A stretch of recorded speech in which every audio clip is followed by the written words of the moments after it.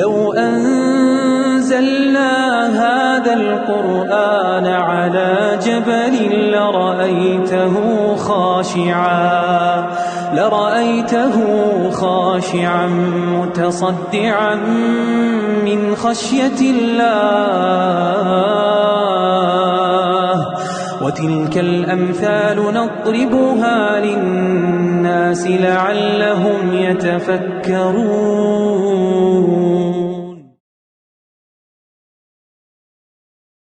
അസ്സലാമു അലൈക്കും വറഹ്മത്തുള്ളാഹി വബറകാത്ത്. ബിസ്മില്ലാഹിർ റഹ്മാനിർ റഹീം. അൽഹംദുലില്ലാ വസ്സലാത്തു വസ്സലാമു അലാ റസൂലില്ലാ വഅലാ ആലിഹി വസഹ്ബിഹി അജ്മഈൻ. അമ്മാ ബഅദ്. ഏറെ പ്രിയം നിറഞ്ഞ സഹോദരങ്ങളെ, വിശുദ്ധ റമളാൻ നമ്മളിൽ നിന്ന് യാത്രയാവുകയാണ്. കഴിഞ്ഞ ദിവസങ്ങൾ പകലിൽ വ്രതവും രാത്രിയിൽ ആരാധനകളുമായി നിന്ന് നമസ്കാരങ്ങളുമായി കഴിച്ചുകൂട്ടാൻ നമുക്ക് സാധിച്ചു.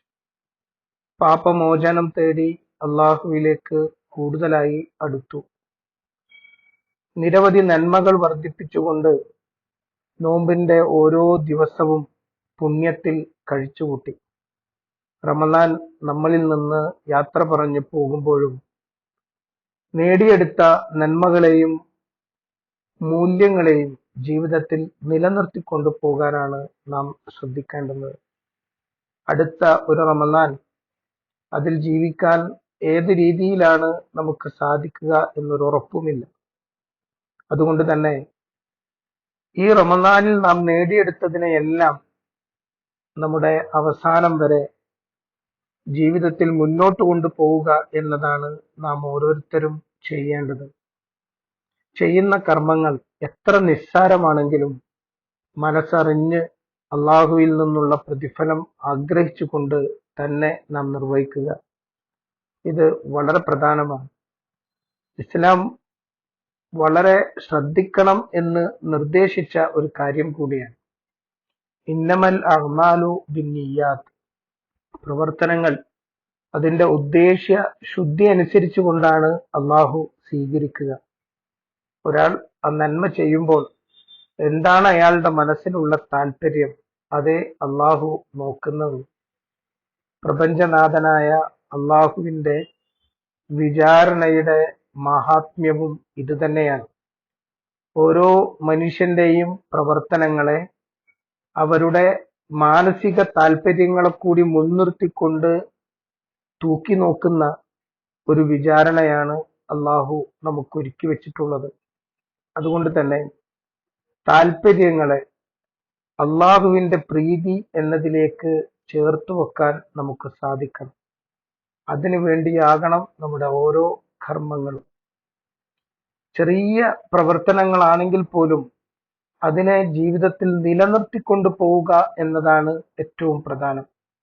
റസൂലുള്ളാഹി സ്വല്ലല്ലാഹു അലൈഹി വസല്ലം അങ്ങനെ തന്നെ ആ വിഷയത്തെക്കുറിച്ച് സൂചിപ്പിക്കുകയും അത്തരത്തിൽ പ്രവർത്തിക്കുന്ന ആളുകളെ അഭിനന്ദിക്കുകയും ചെയ്തതായി നമുക്ക് കാണാൻ സാധിക്കും. എന്നും ജീവിതത്തിൽ ഉണ്ടാകുന്ന നന്മകൾ അതിനെ നിലനിർത്തിക്കൊണ്ടു പോവുക.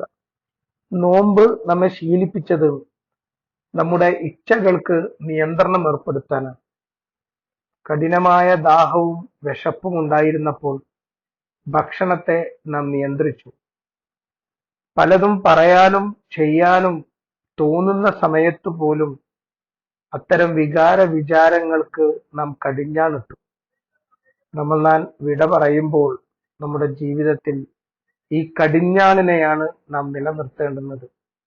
അസ്സൗമു ജുന്നത്തുൻ എന്ന് റസൂലുള്ളാഹി സ്വല്ലല്ലാഹു അലൈഹി വസല്ലം പറഞ്ഞുവല്ലോ.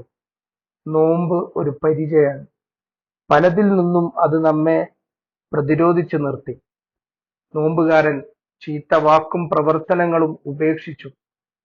അത്തരം കാര്യങ്ങൾ ഉപേക്ഷിക്കുന്നവരുടെ നോമ്പ് അതാണ് വേണ്ടത് എന്നാണ് അള്ളാഹു താല്പര്യപ്പെട്ടത്. തുടർന്നും നമ്മുടെ നാവിനെയും നമ്മുടെ കണ്ണുകളെയും നമ്മുടെ വിചാരങ്ങളെയും നിയന്ത്രിക്കാൻ നമുക്ക് സാധിക്കണം.